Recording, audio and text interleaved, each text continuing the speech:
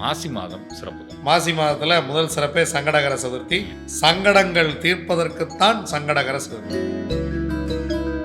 மாம்பழ ஜூஸில் முடிஞ்சா விநாயகருக்கு 20/2/2025 அன்று வியாழக்கிழமையும் தேய்பிறை அஷ்டமியும் ஒன்றாக வருகிறது. தேய்பிறை அஷ்டமியில் எந்த நல்ல காரியம் செய்தாலும் வெற்றி பெறும். இந்த 5 நாட்களும் ஒரு மனிதன் அன்னதானம் செய்தால் வாழ்க்கை மிகப்பெரிய வளத்துக்கு மாறும். வேதிபாதம் வரியார் தீர்க்க முடியாத பிரச்சனைகளை தீர்ப்பது, பிற தோஷங்களை தீர்ப்பது. ஏன்னா மாசி மாசத்துல வரக்கூடிய ஒரு நல்ல நாள் அப்படின்னா அது வந்து மகா சிவராத்திரி. இரவு முழுவதும் சரியாக விழித்திருந்தால் வாழும் போதே சொர்க்கத்தை பார்க்கலாம். சிவபெருமான் உங்களை கோடீஸ்வரன் ஆக்கக்கூடிய கடவுள். சிவாலயங்களுக்கு செல்லும் பொழுது வெறுங்கையுடன் போகாதீர்கள். போகும்போது வெறுங்கையோட போயிட்டு திரும்பி வரும்போது மட்டும் அவர் அள்ளி அள்ளி கொடுக்கணும்னு எதிர்பார்க்கறது ரொம்ப தப்பு இல்லை. அதனால போகும் பொழுதே கும்பம் போராட்டாதி என்று கடுமையான பெண் சாபம் இருப்பவர்கள், மிக நீண்ட நாட்கள் குழந்தை இல்லாமல் இருக்கக்கூடிய தம்பதிகள் கும்பம் போராட்டாதியில வாஸ்து நாளும் அஷ்டமியும் ஒன்றாக வருது. பெரிய கொடுப்புன தேடினாலும் கிடைக்காது. கிடைச்சிருக்கு, வீடு கட்டணும்னு வெயிட் பண்றீங்களா? சுகமே சொல்ல சாமி. சுகமே சொல்க சாமி. அனைவருக்கும் பக்தி இன்ஃபினிட்டி நேயர்கள் அனைவருக்கும் பொன்னான வணக்கங்கள். வளமே பெருக சுகமே சொல்க. தை மாத சிறப்புகள் பேசணும் சாமி. தை மாதத்தில் என்னென்ன சிறப்புகள் இருக்குது, சஷ்டி எப்போ வருது, ரத சப்தமி எப்போ வருது அப்படிங்கிற எல்லா விஷயமும் பேசிட்டோம். மாசி மாதம் சிறப்புகள் ரொம்ப அழகாக கமெண்ட் பண்ணியிருந்தாங்க சாமி மக்கள். பரவாயில்ல, நல்ல விஷயங்கள்லாம் முன்னாடியே சொன்னீங்க, மாதம் மாதம் இதை பண்ணுங்க அப்படிங்கிற விஷயங்கள்லாம் நிறைய ஃபோன் கால்ஸ். நிறைய மக்கள் வந்து இதை விட்டுறாதீங்கயா, கரெக்டாக சொல்லுங்கய்யா, முன்னாடியே தெரிஞ்சுக்கிறீங்கயா அப்படின்னு சொல்லிட்டு ரொம்ப மகிழ்ச்சி, ரொம்ப சந்தோஷம். மக்கள் எப்போவுமே கேள்வி பிறந்தது அன்று, பதில் கிடைத்தது இன்று தானே சாமி. கேள்வி கேட்க கேட்க தானே பதில் வரும். அதனால் மாசி மாத சிறப்புகள் அப்படிங்கிறத நம்ம சொல்லிடலாம் சாமி. மாசி மாதத்தில் முதல் சிறப்பே சங்கடகர சதுர்த்தி. 16/2/2024 அன்னைக்கு மாசி மாதம் 4ஆம் நாள் ஞாயிற்றுக்கிழமை அன்னைக்கு சங்கடகர சதுர்த்தி வருகிறது. இந்த ஞாயிற்றுக்கிழமை அன்று மேக்சிமம் மக்கள் ஓய்வில் தான் இருப்பாங்க. அன்று விடுமுறையும் கூட. அன்னைக்கு கொஞ்சம் இந்த அசைவமெல்லாம் சமைக்காமல் சங்கடகர சதுர்த்தி. சங்கடகர சதுர்த்தியே சங்கடங்கள் தீர்ப்பதற்குத்தான் சங்கடகர சதுர்த்தி. வாழ்க்கையில் இருக்கக்கூடிய சங்கடங்களை தீர்த்து விடுவார் விநாயகர். அப்போ விநாயகரை போய் மாலையில் எல்லா கோயில்லையும் அபிஷேகம் நடக்கும். விநாயகர் கோயிலில் உங்களால் முடிஞ்சால் போய் ஒரு அபிஷேகம் பண்ணி அபிஷேகத்தில் கலந்துக்கிட்டு சாமி கும்பிடுங்க. நைவேத்தியமாக கொண்டக்கடலை செஞ்சு எடுத்துகிட்டு போங்க, கேசரி செஞ்சு எடுத்துகிட்டு போங்க, போய் பொதுமக்களுக்கு கொடுங்க. இதில் ரொம்ப சிறப்பான விஷயம், நம்மக்கிட்ட ரொம்ப வேண்டி பின்தொடர்பவர்களுக்கு நான் சொன்ன ஒரு விஷயம் பொதுவாக சொல்கிறேன், உங்களால் முடிஞ்சால் செய்யுங்க. மாம்பழ ஜூஸில் அபிஷேகம் பண்ணுற மாதிரி திதிக்கு கூட அதை சொன்னோம். மாம்பழ ஜூஸில் முடிஞ்சால் விநாயகருக்கு சங்கடகர சதுர்த்தி அன்று அபிஷேகம் செய்தால் மிக மிக சிறப்பு. முடிஞ்சால் கொஞ்சம் வாங்கி குடிங்க, ரொம்ப ரொம்ப சிறப்பு. உங்களால் எப்போ பண்ண முடியுதோ அப்போ பண்ணுங்கள். மாத தொடக்கத்தில் முதல் விஷயமே சங்கடகர சதுர்த்தி தான். 18/2/2025 மாசி மாதம் 6ஆம் நாள் செவ்வாய்க்கிழமையும் சஷ்டியும் ஒன்றாக வருகிறது. பொதுவாகவே சஷ்டியே சிறப்பு, செவ்வாய்க்கிழமை சிறப்பு, ரெண்டும் சேர்ந்து ஒன்றாக இருக்கிறது. முருகப்பெருமானை வழிபடுங்க.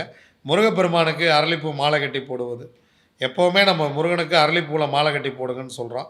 செவ்வரளியில் முருகனுக்கு மாலை கட்டி போட்டால் ஒரு மிகப்பெரிய மாற்றம் கிடைக்கும். அதே போல் வேல் விருத்தம் படிப்பவர்கள் அன்று முருகனுக்கு என்ன சிறப்பு செய்ய முடியுமோ அதை செய்யுங்கள். வேல் விருத்தம் தொடங்குபவர்கள், நீங்கள் வேல்மாறல் படிப்பவர்கள், புதிதாக இனிமேல் நான் ஆரம்பிக்க போகிறேன் அப்படின்னா அதை வந்து சஷ்டியில் ஆரம்பிக்கிறது ரொம்ப ரொம்ப சிறப்பு. சஷ்டியில் விரதம் இருந்தால், சஷ்டியில் இருந்தால் அகைப்பையில் வரும், அதான் பின்னாடி சட்டியில் இருந்தால் அகப்பையில் வரும்னு மாறிச்சு. நீங்கள் குழந்தைக்காக வேண்டுபவர்கள் சஷ்டி விரதம் இருப்பது மிக மிக சிறப்பு. பொதுவாகவே சஷ்டி விரதம் இருந்தால் முருகன் வாழ்க்கை வளங்களை கொடுப்பார். அருமையான ஒரு பொன்னல். ஏன்னா செவ்வாய்க்கிழமையும் சஷ்டியும் ஒன்றாக வருவது மிக மிக சிறப்பு. அடுத்ததாக மாசி 8ஆம் நாள் 20/2/2025 அன்று வியாழக்கிழமையும் தேய்பிறை அஷ்டமியும் ஒன்றாக வருகிறது. குருநாள் அன்று, குருநாள் வியாழக்கிழமை, அருமையான நேரம். குருவை வணங்கியதோடு, குரு தட்சிணாமூர்த்தியை வணங்கியதோடு முக்கியமான வேலைகள் இருந்தால் தேய்பிறை அஷ்டமியில் துவங்குங்க.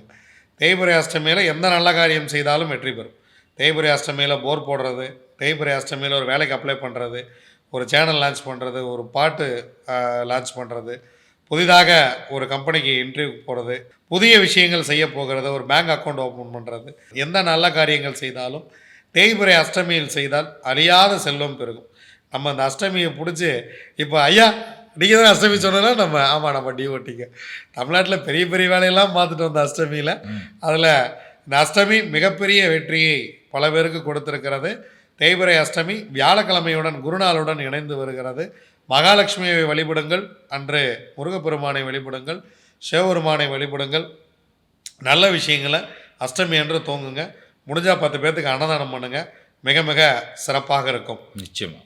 அடுத்ததாக 24/2/2025 வேதிபாதம் நாமயோகம் வருகிறது. இதுக்கு முன்னாடி சாமி ஒவ்வொருத்தரும் தேடுவாங்க, வேதிபாதம் எப்போ வருது, அன்னதானம் பண்ணுறதுக்கு வேதிபாதம் எப்போங்கயா வருது, நிறைய பேர் கமெண்ட் பண்ணுவாங்க. நான் பஞ்சபட்சியில் சொன்னாலும் அடுத்த நாளைக்கு தானே வீடியோ போடுறோம், அதை முன்னாடி சொல்கிறதுக்கான வாய்ப்புகள் இல்லை. இப்போது மாசி மாதம் முதல்லே அதை தெரிஞ்சுக்கிறாங்க. அப்போ வேதிபாதம் அப்படிங்கிறது 24/2/2025 அன்று வேதிபாதம் அன்னதானம் செய்ய வேண்டிய நாள். இதில் என்னென்னா, நீங்கள் வேதிபாதத்தன்று அன்னதானம் செய்தால், ஒருவருக்கு செய்தால் 10 பேர்த்துக்கு செய்ததாக அர்த்தம். சரியாக வேதிபாதத்தில் அன்னதானம் செய்து வந்தால் வாழ்க்கை மிகப்பெரிய வளம் பெருகும். அதற்கு நானே உதாரணம். எந்த வேதிபாதத்தையும் நாம் விடுவதே இல்லை. சரியாக வேதிபாதத்தன்று அன்னதானம் செய்து விடுகிறோம். அதனால் சரியாக நீங்கள் உங்களால் எத்தனை பேர்த்துக்கு முடியுமோ நல்ல தரமான உணவுகளை வாங்கி பிறருக்கு கொடுங்க. 25ஆம் தேதி செவ்வாய்க்கிழமை திருவோணம் நட்சத்திரத்துடன் கூடிய பிரதோஷம் அன்று வரியார் நாமயத்தில் வருகிறது. நம்ம சாமி 5 நாட்கள் அன்னதானம் செய்வதற்கு சிறப்பான நாட்கள்னு சொல்கிறோம். மாசி மாதம் 1ஆம் நாள் 13/2/2025 அன்று இருக்கிறது. அன்று அன்னதானம் செய்வது. வேதிபாதம் அன்று 24 வேதிபாதம், 25 வரியான். இது அப்படியே தொடர்ந்து வருது சாமி. ஒரு மாதத்தில் தமிழ் மாதம் முதல் நாள் வேதிபாதம், வரியான், அமாவாசை, பௌர்ணமி, இந்த 5 நாட்களும் ஒரு மனிதன் அன்னதானம் செய்தால் வாழ்க்கை மிகப்பெரிய வளத்துக்கு மாறும். ரொம்ப பேத்துக்கு மாறி இருக்கு. குறிப்பாக நான் சரியாக அதை கடைபிடித்து வருகிறேன். அப்போ 24ஆம் தேதி நீங்கள் வேதிபாதத்துக்கு அன்னதானம் செய்யலாம். 25ஆம் தேதி மிகச்சிறப்பு. ஏன்னா நீங்கள் பிரதோஷம் செவ்வாய்க்கிழமையுடன் கூடிய பிரதோஷம். இப்போ தை மாதத்தில் பார்த்தா 2 பிரதோஷம் திங்கக்கிழமை வந்தது. மாசி மாதம் 2 பிரதோஷமே செவ்வாய்க்கிழமை தான் வரும். அப்போது செவ்வாய்க்கிழமை பிரதோஷ வேலை, அன்றே வரியார் நாமயோகம் எல்லாம் ஒன்றாக இருப்பதால் சிவபெருமான்கிட்ட போய் நல்லபடியாக வணங்கிட்டு வாங்க. ஏன்னா தீர்க்க முடியாத பிரச்சனைகளை தீர்ப்பது, பிற தோஷங்களை தீர்ப்பது பிரதோஷம். அப்போ வரியானுடன் இணைந்து வருகிறது. வரியானுக்கு குரு யோகாதிபதி. அப்போ குரு யோகாதிபதி அப்படின்னு வரும் பொழுது செவ்வாய் குரு காம்பினேஷனில் இது மிகப்பெரிய அருமையான ஒரு பொன்னால். நீங்கள் கோயிலில் போய் அன்னதானம் செய்ய முடிஞ்சால் கோயிலே அன்னதானம் பண்ணுங்கள். கோவிலுக்கு ஏதாவது நீங்கள் செஞ்சு எடுத்துகிட்டு போய் அங்கே வர்ற பக்தர்களுக்கு கொடுக்க முடிஞ்சால் அன்றைக்கி போய் கொடுங்க. மிகப்பெரிய விஷயம், மிகப்பெரிய விஷயம். இதெல்லாம் சேர்ந்து வர்றது சில நாட்கள்லாம் பொன்னான நாட்கள். அந்த மாதிரி 25ஆம் தேதி அருமையான பிரதோஷம் அன்று திருவோணம். 26ஆம் தேதி மகா சிவராத்திரி. அது ஒரு அருமையான ஒரு பொன்னாள். ஏன்னா மாசி மாதத்தில் வரக்கூடிய ஒரு நல்ல நாள் அப்படின்னா அது மகா சிவராத்திரி. மாதம் வருகிறது அது மாத சிவராத்திரி. வருடத்தில் ஒரு நாள் அது மகா சிவராத்திரி. இந்த மகா சிவராத்திரி அன்று நீங்கள் இரவு முழுவதும் விழித்திருப்பது அப்படிங்கிறது, அன்றைக்கி என்ன சொன்னாங்க, நைட்டு பூரா முழிச்சிருந்தா சொர்க்கம்பா அப்படின்னாங்க. இரவு முழுவதும் விழித்திருந்து இறந்த பின்பு நீங்கள் சொர்க்கத்துக்கு போவது அல்ல, இரவு முழுவதும் சரியாக விழித்திருந்தால் வாழும்போதே சொர்க்கத்தை பார்க்கலாம். அதற்கு தான் சொன்னாங்க. நீங்கள் வருடத்தில் ஒரு நாள், இந்த நாள் இறைவனுக்கான நாள் அப்படிங்கிறது விஷயம். இந்த நாள் பெருமானுக்கான நாள் அப்படின்னா அது வைகுண்ட ஏகாதசி. சிவபெருமானுக்கான நாள் அப்படின்னா அது மகா சிவராத்திரி. மகா சிவராத்திரி அன்று நீங்கள் நான் முடிச்சுக்கிட்டு இருக்கேன்ற பேரில் தேவையில்லாத வீடியோக்கள் பார்க்குறது, சினிமா பார்க்குறது, அந்த மாதிரி இல்லாமல் கடவுள் சம்பந்தப்பட்ட விஷயங்களை கேட்பது, இறையருள் கொண்ட பாடல்களை கேட்பது, இறையருள் கொண்ட சிந்தனைகளை கேட்பது, இறையருளோடு இணைந்திருப்பது, கோயில்களுக்கு சிவாலயங்களுக்கு செல்வது மிக மிக சிறப்பு. எல்லா சிவாலயமும் அன்றைக்கி திறந்திருக்கோம். அதனால் சிவாலயங்களுக்கு போங்க. இரவு உணவு தயவு செய்து எடுத்துக்கொள்ளாதீர்கள். அன்றைக்கி நீங்கள் உணவு எடுத்துக்கிற மாதிரி இருந்தால் மாலை 6 மணிக்கு முன்பாகவே நிறைவு செஞ்சுருங்க. 6 மணிக்கு அப்புறமேலும் உணவு எடுத்துக்காதீங்க. சூரிய அஸ்தமனத்திலிருந்து சூரிய உதயம் வரைக்கும் உணவு எடுத்துக்கொள்ளாமல் சிவ ஆலயங்களில் வழிபாடு செய்வது மகா சிவராத்திரிக்கு மிக மிக சிறப்பான விஷயம். எனக்கும் இந்த சிவராத்திரிக்கு ஒரு நெருங்கிய தொடர்பு, அதை இந்த இடத்துல நான் பதிவு பண்ணோம். என்னுடைய தந்தையார் நான் பிறப்பதற்காக பொன்னர் சங்கர் கோவிலில் குண்டுடையா கவுண்டன் சிலை செய்து வைத்திருக்கிறார். அந்த சிலை பல மகா சிவராத்திரி அன்று ஊர்வலமாக வருது. நான் மகா சிவராத்திரினே தெரியாத வயதில் அந்த சுவாமியுடன் நான் பயணித்திருக்கிறேன். இப்போ தெரிந்த பிறகு நாம் போய் சாமி தூக்கி வைத்து அந்த சிலையோடு நாம் பயணிக்கிறோம். மகா சிவராத்திரி அன்று மாலை 4 மணிக்கு இது ஆரம்பித்து இரவு முழுவதும் இந்த திருவிழா நடக்க இருக்கிறது. அந்த திருவிழாவிலே பொன்னர் சங்கர், பெரிய காண்டியம்மன், அவங்களுடைய தாயார் நாச்சியார், தந்தையார் பொன்னுடைய கவுண்டன், அவருடைய நல்ல தங்கால், இவங்க எல்லா சிலைகளும் அன்று தெய்வங்களாக ஊர்வலம் வருகிறார்கள். அந்த நிகழ்வில் நான் கலந்துக்கிறேன். இது சேலம் மாவட்டம் மேச்சேரி வட்டம் குள்ளமுடையானூர் அப்படிங்கிற ஊரில், நான் பிறந்த ஊரில் இது வந்து நடக்க இருக்கிறது. போன வருடம் இந்த நிகழ்வில் நான் கலந்துக்கிட்டேன். வருடம் இந்த நிகழ்வில் நான் கலந்துக்கிறேன். நான் மகா சிவராத்திரினே தெரியாத காலத்திலேயே பல சிவராத்திரிகள் விழித்து இருந்திருக்கிறேன். அது எம்பெருமான் எனக்கு கொடுத்த கருணை. இந்த வருடம் என்ன சிறப்பு, எனக்கு 2 விஷயம் அங்கே போனால் என்னென்னா, என்னுடைய ஆதி குருநாதருடைய ஜீவசமாதி மேச்சேரி பசுபதீஸ்வரர் கோயிலில் இருக்குது. மேச்சேரி பசுபதீஸ்வரர் கோயில்லையும் என்னால் வந்து சிவராத்திரி அட்டன் பண்ணிட முடியும். ப்ளஸ் வந்து இந்த தெய்வ ஊர்வலத்துலேயும் கலந்துக்க முடியும். இதில் வந்து கலந்துக்கணும்னு நினைக்கிறவங்க நேராக ஊருக்கு வாங்க. நாம் அனைவரும் ஒன்றாக இணைந்து அங்கே அன்னதானத்துக்கு நான் ஏற்பாடு செய்திருக்கிறேன். வர எல்லாருக்குமே சிறப்பாக அன்னதானம் இந்த முறை நம்ம ஏற்பாடு செய்திருக்கிறோம். ரொம்ப அலங்காரங்கள்லாம் ரொம்ப சிறப்பாக இருக்கும். நல்லா டிராக்டரில் அலங்காரம் பண்ணி வச்சு, சின்ன பையனாக இருக்கும் போதெல்லாம் எங்கள் மாமா வண்டி ஓட்டுவார், மாட்டு வண்டி. மாட்டு வண்டியில் முதல் சிலை, அடுத்த மாட்டு வண்டியில் 2வது சிலை, அடுத்தது அப்படியே போகும். இப்போ கொஞ்சம் டெக்னாலஜி டெவலப் ஆகி டிராக்டருக்கு மாறிட்டோம். அப்போது அலங்காரம்லாம் ரொம்ப சிறப்பாக இருக்கும். அதோடு நான் பயணிக்கிறேன். மகா சிவராத்திரி அன்று நீங்கள் வந்தீங்கன்னா மேச்சேரி பசுபதீஸ்வரர் கோயில்லையும் தரிசனம் பண்ணலாம். அதே போல் இந்த பொன்னர் சங்கர் பெரிய காண்டியம்மன் கோயில்லையும் சிறப்பான தரிசனம் பண்ணலாம். அன்னதானம் பகலில் ஏற்பாடு செய்திருக்கிறோம். சாயந்தரம் 4 மணிக்கு சுவாமி புறப்பாடு வரைக்கும் அன்னதானம், காலையிலேருந்து மாலை வரைக்கும் சிறப்பாக ஏற்பாடு செய்திருக்கிறோம். தயவுசெய்து சிவாலயங்களுக்கு செல்லும் பொழுது வெறுங்கையுடன் போகாதீர்கள். யாரை போய் பார்த்தாலும் வெறுங்கையோடு போய் பார்க்காதீங்க. ஏதாவது ஒன்று வாங்கிட்டு போங்க. அவங்க சந்தோஷப்படுறதுக்கு இல்லை. இப்போ நீங்கள் ஒரு பெரிய மனிதரை பார்க்க போகிறீங்க, நீங்கள் ஒரு பழத்தை கொண்டு போய் கொடுத்து அவரால் அவங்க சந்தோஷப்படுறது இல்லை. ஆனால் வெறுங்கையுடன் போவது நமக்கு மரியாதை இல்லை. ஏன்னா திரும்ப வெறுங்கையோடு வந்துடக்கூடாது இல்லையா? போகும்போது வெறுங்கையோடு போயிட்டு திரும்பி வரும்போது மட்டும் அவர் அள்ளி கொடுக்கணும்னு எதிர்பார்க்குறது ரொம்ப தப்பு இல்லை. அதனால் போகும் பொழுதே கை நிறைய எதையாவது கொண்டு போங்க. இறைவன் நீங்கள் வரணும்னு இறைவன் வேண்டுவது இல்லை. இறைவன் வேணுமென நீங்கள் தான் வேண்டணும். வில்வமோ பூக்களோ பழங்களோ அன்று அங்கே என்ன தேவை, அபிஷேகத்துக்கு என்ன தேவை, அலங்காரத்துக்கு என்ன தேவை, அந்த மாதிரி சிறப்பு விஷயங்கள் செய்யுங்க. திருப்பூரில் சோலாபுரி அம்மன் கோயிலில் மாதேஸ்வரர் ஆலயத்தில் நாம் சிறப்பாக சிவராத்திரி ஏற்பாடுகள் செய்திருக்கிறோம்.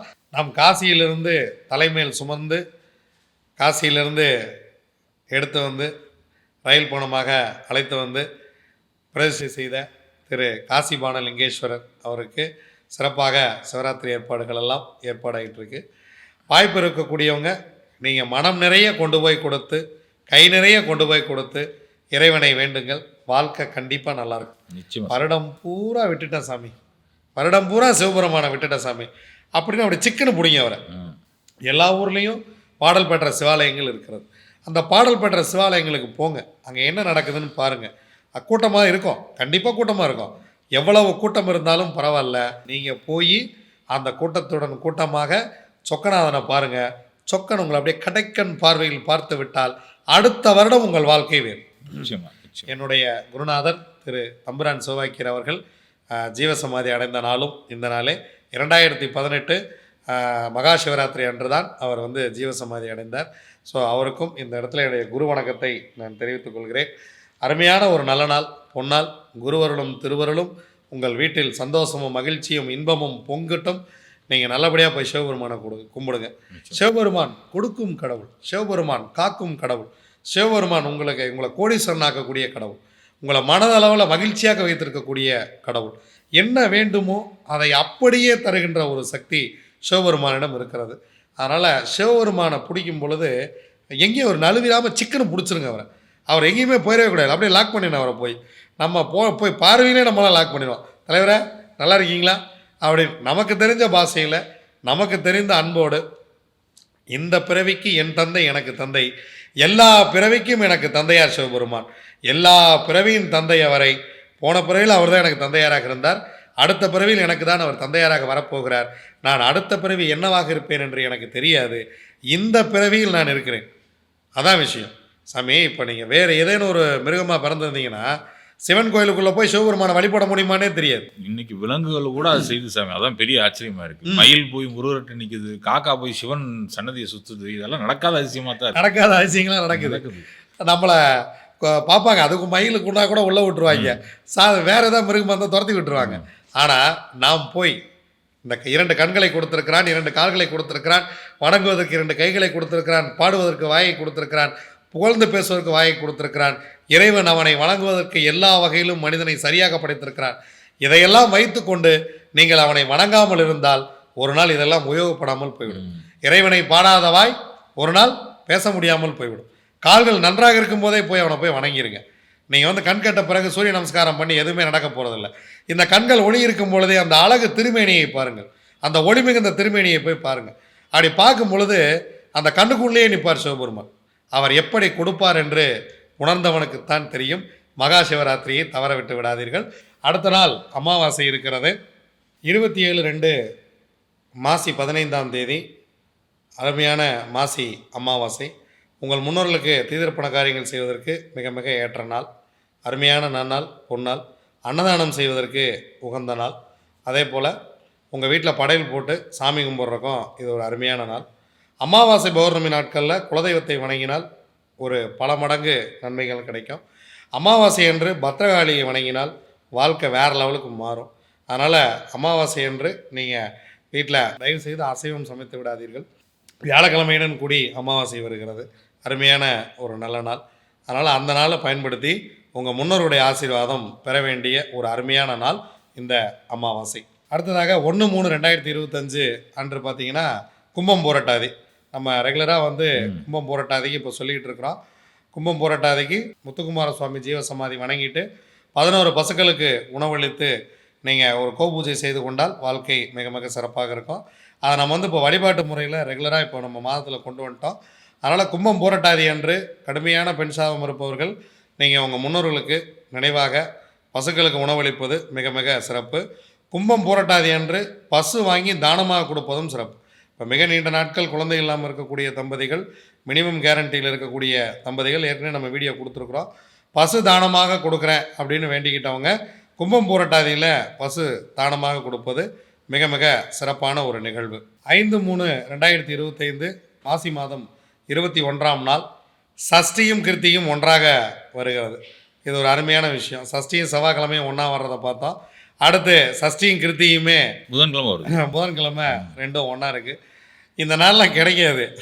சஷ்டியும் கிருத்தியும் புதன்கிழமை ஒன்றா சேர்றது பெரிய விஷயம். அந்த நாளில் விரதம் இருப்பது. வளர்பிறை சஷ்டி அன்று கிருத்திகை நட்சத்திரம். காலையில் என்ன வேலை இருந்தாலும் சரி, ஆஃபீஸ் போகணும் சாமி, ஸ்கூலுக்கு போகணும் சாமி, வேலை இருக்குது சாமி, என்ன வேலை இருந்தாலும் சரி போய் முருகப்பெருமானை வழிபடுங்கள். வாழ்க்கை சிறப்பாக இருக்கும். முருகப்பெருமானை வழிபடுறதுக்குன்னு சிறந்த நாட்களை தேர்ந்தெடுத்து போய் வர பிடிங்க. ஒரு விசேஷ நாளில் போனால் தான் சாமி மனமோந்து அவங்க நமக்கு எதாவது கொடுப்பாங்க. ஒருத்தருடைய விசேஷ நாள், ஒரு பிறந்த நாள், ஒரு நல்ல நாளில் போய் பாருங்களேன், இன்னும் ரொம்ப சந்தோஷமாக வாங்க வாங்க என்ன வேணும் அப்படிம்பாங்க. முருகப்பெருமான் எல்லா நாளும் கொடுக்கக்கூடியவர் தான். சஷ்டியும் கிருத்தியும் ஒன்றாக வருவது இந்த கார்த்திகை நட்சத்திரத்தில் பிறந்தவர்கள், கார்த்திகை உத்திரம் உத்திராடம் நட்சத்திரத்தில் பிறந்தவர்களுக்கெல்லாம் இது ஒரு மிகப்பெரிய அருமருந்து. அதே போல் சஷ்டி தேதியில் பிறந்தவர்களுக்கு இது மிகப்பெரிய அருமருந்து. பக்கத்தில் இருக்கக்கூடிய முருகனை வழிபடுங்கள்.